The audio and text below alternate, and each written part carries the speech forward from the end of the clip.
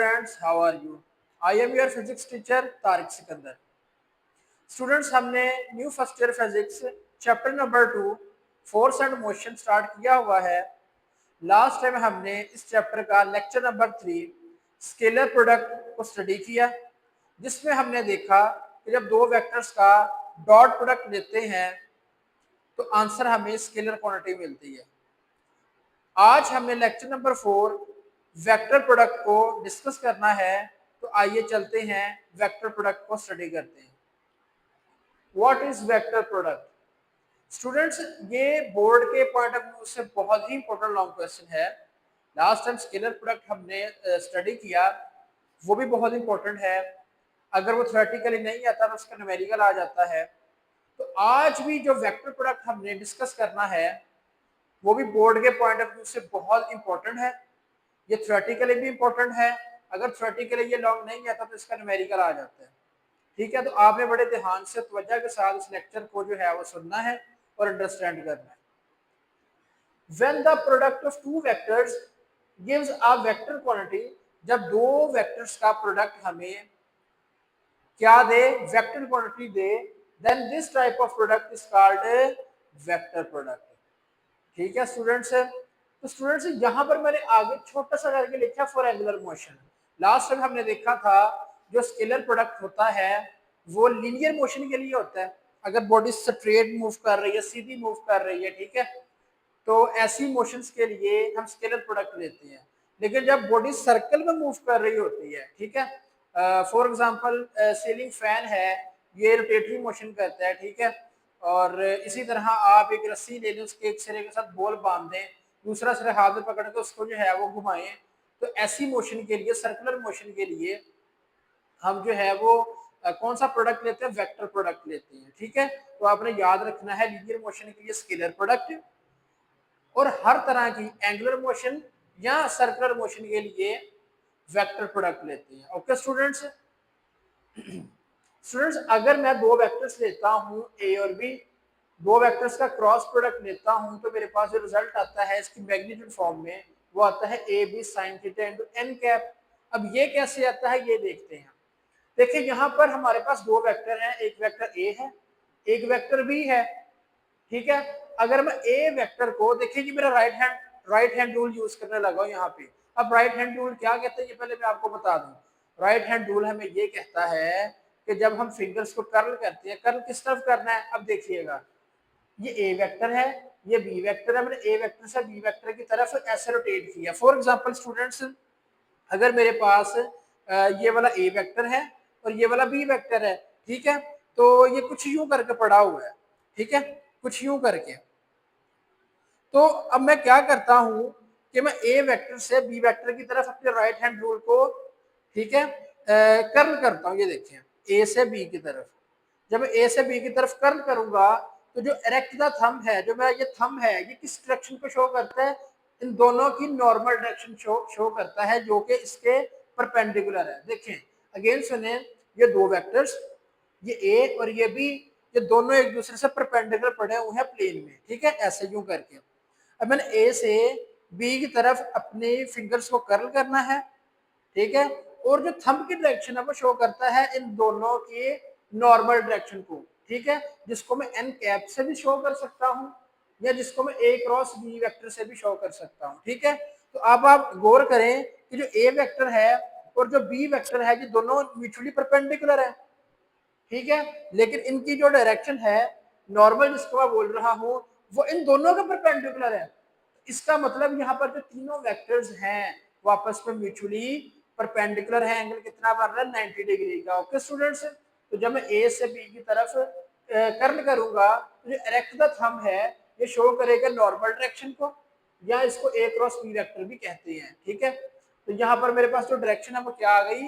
Anti clockwise आ गई, आप देख सकते हैं। ठीक है, ए से बी की तरफ।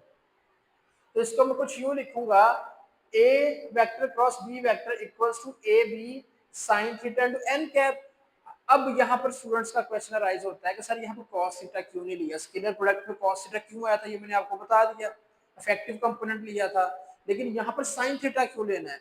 एक चीज गौर करें, ए और बी का जब क्रॉस प्रोडक्ट लेना है, ठीक है, ए से बी की तरफ हमने फिंगर्स को कर्ल करना है, तो जो डायरेक्शन आ रही है वो वाई एक्सिस के लॉन्ग आ रही है, ऊपर की तरफ वर्टिकल आ रही है, ठीक है। तो इसलिए वर्टिकल हम कौन सा एंगल लेते हैं, साइन थीटा। ओके स्टूडेंट्स, तो ये एन कैप साथ क्या आ गया, इसका जो है वो नॉर्मल आ गया, जो कि इस दोनों वेक्टर्स की डायरेक्शन को शो कर रहा है, नॉर्मल को, ठीक है। The direction of normal is given by right hand rule, अभी मैंने आपको बता दिया राइट हैंड रूल क्या कहता है हमें। खैर, अब स्टूडेंट्स अब बात करते हैं कि मैंने ए से बी की तरफ से इसको कर्ल किया, ठीक है, तो हमें एंटी क्लॉकवाइज डायरेक्शन मिली। लेकिन अगर मैं डायरेक्शन क्लॉकवाइज कर दूं, बी वेक्टर को रोटेट करूं ए के अलॉन्ग, ठीक है। अब देखिए, ये मेरे पास ए वेक्टर, ये मेरे पास बी वेक्टर, ठीक है स्टूडेंट्स। तो अब मैं क्या करता हूं, पहले मैंने ए वेक्टर को रोटेट करवाया बी की तरफ, अब मैं क्या करता हूं, बी को रोटेट करवाता हूं ए की तरफ, ये देखिए कर्लिंग फिंगर्स, बी टू ए। अब मैं देखिए जरा गौर करें, जो थंब की डायरेक्शन है वो डाउनवर्ड हो गई है। इसका मतलब है जब वेक्टर्स का ऑर्डर चेंज करते हैं तो उनकी डायरेक्शन चेंज हो जाती है, ठीक है।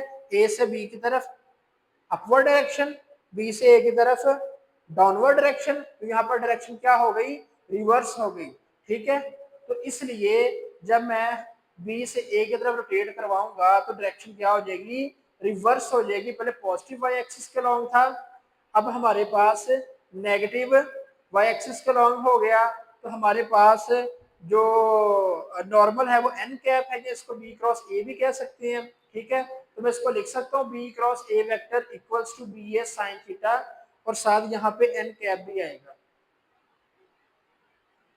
ठीक है स्टूडेंट्स। अच्छा जी, अब मैं इसको यूं करके भी लिख सकता हूँ बी क्रॉस ए को equals to B sine theta N cap को। अगर मैं ए क्रॉस बी करूं, मतलब कि जैसे मैंने स्केलर प्रोडक्ट में किया था कि ए क्रॉस बी इक्वल है बी क्रॉस ए के, आप ऑर्डर चेंज भी कर दें तो रिजल्ट में कोई इफेक्ट नहीं पड़ रहा था। अगर मैं बी क्रॉस ए को ए क्रॉस बी लिखना चाहूं तो मेरा जो आंसर पॉजिटिव में था वो किस में कन्वर्ट हो जाएगा, नेगेटिव में कन्वर्ट हो जाएगा। इसका क्या मतलब है कि जो वेक्टर प्रोडक्ट होता है उसमें जब हम ऑर्डर चेंज करते हैं और ऑर्डर चेंज करने की वजह से हमारे पास जो साइन है वो भी चेंज हो जाता है, ठीक है। जो प्लस था वो माइनस में कन्वर्ट हो गया। इसका मतलब ये है कि हम कह सकते हैं कि A cross B not equals to B cross A, ठीक है स्टूडेंट्स। यही हमारी पहली कैरेक्टरिस्टिक है कि A cross B cross A के इक्वल नहीं है। इसका मतलब ये नॉन कम्यूटेटिव प्रॉपर्टी है। स्केलर प्रोडक्ट में हमारे पास left hand side right hand side के बराबर आ रही थी, हम कह रहे थे ये कम्यूटेटिव है। लेकिन वेक्टर प्रोडक्ट में डायरेक्शन चेंज करने से हमारे पास जो साइन है वो चेंज हो रहा है, इसका मतलब left hand side right hand side के इक्वल नहीं है। तो हम कह सकते हैं vector product is a non commutative property. Okay students, ये एमसीक्यूज आ जाता होता है, ये आपने याद रखना है। अब स्टूडेंट्स इसकी एग्जांपल की तरफ आते हैं। एग्जांपल्स है जी टॉर्क, टॉर्क एक वेक्टर क्वांटिटी है। यहाँ पर टॉर्क इक्वल होता है R vector cross F vector, और यहाँ पर क्रॉस प्रोडक्ट है तो क्रॉस प्रोडक्ट के लिए एंगल आता है साइन थीटा, और साथ इसका जो है नॉर्मल आएगा एन कैप, क्योंकि आर और एफ की जो डायरेक्शन है इन दोनों के म्यूचुअली परपेंडिकुलर होगी, इसलिए हम यहाँ पर एन कैप लिखेंगे। ओके स्टूडेंट्स, नेक्स्ट है जी angular momentum is a vector quantity. Angular momentum को कैपिटल एल से रिप्रेजेंट करते हैं, इक्वल होता है R vector cross P vector. यहाँ पर पी क्या है, लीनियर मोमेंटम है। ओके स्टूडेंट्स, तो यहाँ पर क्रॉस प्रोडक्ट की साइन थीटा, दोनों की जो डायरेक्शन है इन दोनों के म्यूचुअली परपेंडिकुलर होगी, इसलिए हमने साथ एन कैप जो है वो राइट की है। करेक्टरिस्टिक्स की बात करते हैं, तो इसकी पहली करेक्टरिस्टिक को हमने स्टडी कर ली है। सेकेंड है जी for perpendicular vectors, perpendicular vectors के लिए जो है वो हम देखते हैं इसको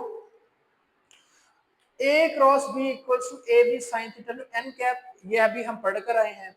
अगर दो वेक्टर्स हैं, ये ए वेक्टर है या बी वेक्टर है, दोनों म्यूचुअली क्या है, परपेंडिकुलर, ठीक है, और इनका जो नॉर्मल है आपको पता है दोनों की म्यूचुअली परपेंडिकुलर होगा, ठीक है स्टूडेंट्स। इनके दरमियान एंगल कितना है, 90 डिग्री का है। अगर साइन 90 यहाँ पर पुट करें, थीटा 90 पुट करें तो साइन 90 होता है हमारे पास 1, ठीक है, साइन 90 क्या आता है 1, तो हमारे पास आंसर आ जाएगा ए बी एन कैप के। ओके स्टूडेंट्स, तो यहाँ से ये भी एमसीक्यू आ जाता है कि दो वेक्टर्स म्यूचुअली परपेंडिकुलर होंगे तो इनका क्रॉस प्रोडक्ट किसके इक्वल होगा, आप कहेंगे सर इन दोनों के मैग्नीट्यूड के मल्टीप्लाई के इक्वल होगा। तो आप ये भी एमसीक्यू के लिए कीजिएगा। नेक्स्ट है in terms of unit vectors. अब हमने इनको जो है वो यूनिट वेक्टर्स की टर्म्स में देखना है, ठीक है। देखें जी, आपने यहाँ पर ना एक चीज याद रखनी है, बहुत ही इंपॉर्टेंट है। यहाँ से ना लाजमी एमसीक्यू आता है। ये जो है वो जितने भी यूनिवर्सिटीज के टेस्ट होते हैं एफएससी के बाद, वहां पे भी मैंने ये एमसीक्यूज काफी बार देखा है, ठीक है। तो आपने एक चीज याद रखनी है, यहाँ पर आप आई ले लें, यहाँ पर जो है आप जे ले लें, और यहाँ पर जो है वो आप के ले लें, ठीक है।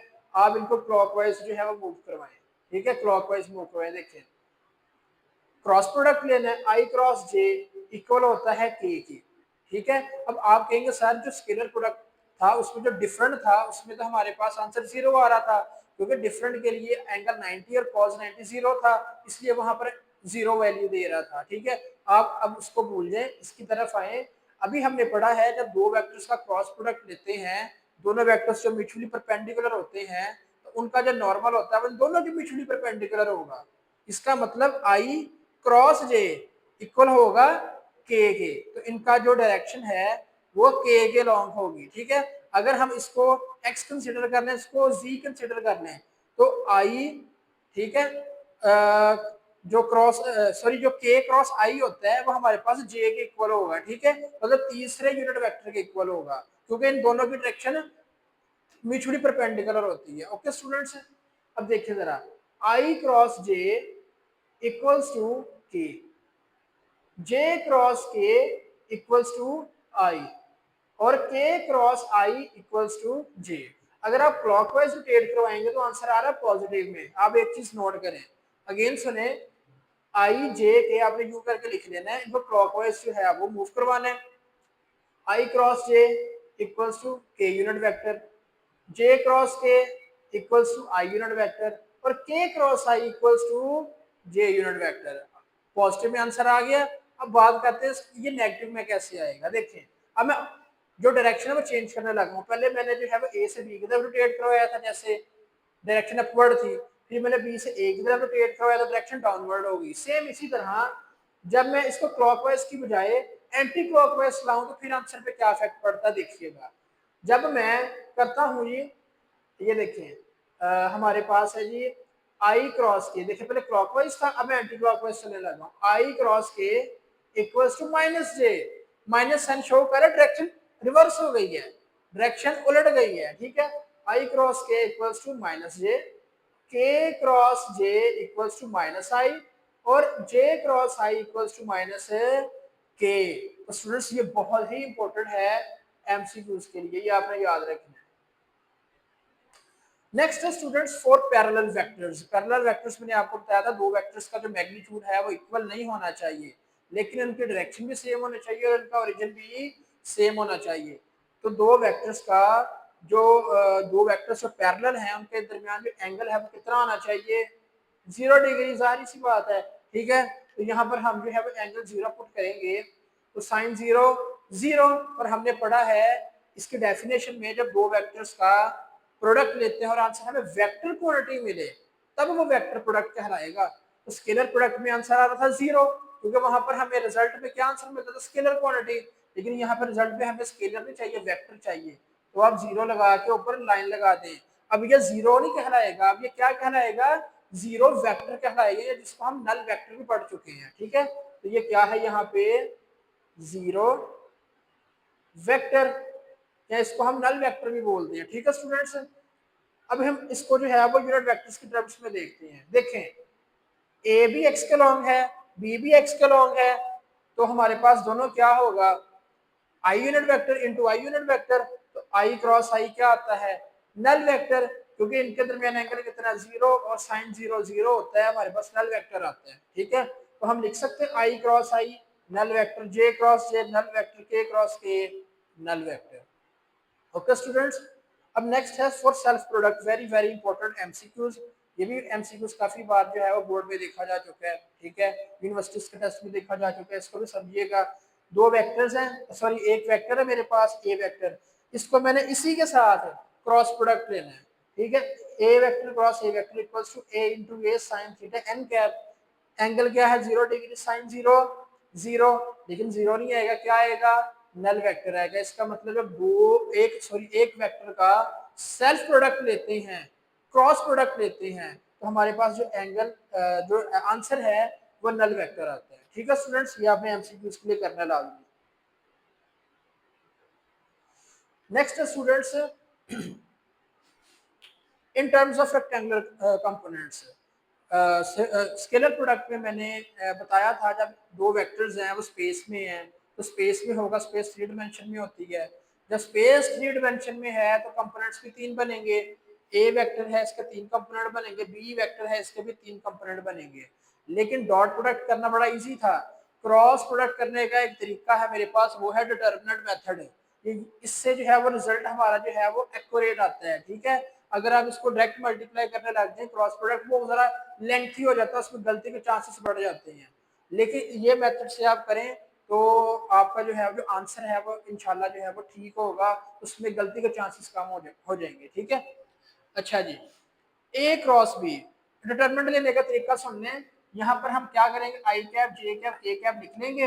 पहले कौन सा वेक्टर है ए, तो ए के कंपोनेंट लिख लेंगे, मैग्नीट्यूड फॉर्म में लिखने A X A Y A Z, sir I J K नहीं लिखना क्योंकि ये ऊपर लिखे होंगे। फिर बी वेक्टर के कंपोनेंट्स लिखेंगे B X B Y B Z. ठीक है, सबसे पहले आई कैप फाइंड करना है, ये देखें जरा, आई कैप फाइंड करना है ना, तो आप ये कॉलम और ये रो छोड़ दें, ये बच गया मेरे पास। अब इसको ऐसे क्रॉस मल्टीप्लाई कर लें, A Y B Z minus A Z B Y. Okay students, बाद में फार्मूले का आएगा माइनस, पहले प्लस फिर माइनस फिर प्लस, फार्मूले का माइनस। अब जे फाइंड करना है तो ये जे का ये छोड़ दें कॉलम और ये रो छोड़ दें, ए X B ji minus A Z B x, ये देखिए, फिर प्लस, फिर के कैप फाइंड करना है। ठीक है, फिर हमारे पास ये कॉलम और ये रो छोड़ दें, ये आ जाएगा, तो A X B Y minus A Y B X. Okay students, अब मैं क्या करता हूँ कि ये माइनस है, देखिए ये दोनों प्लस के हैं, ये माइनस का है, इसको प्लस करने के लिए माइनस को अंदर मल्टीप्लाई कर दो, माइनस को इससे मल्टीप्लाई किया, ए जी बी एक्स प्लस का हो गया, ये देखें ए जी बी एक्स प्लस का हो गया, और जो ए एक्स बी जी प्लस का था वो माइनस का हो गया, ये देखें। बाकी ये दोनों मैंने वैसे नीचे उतार दिए।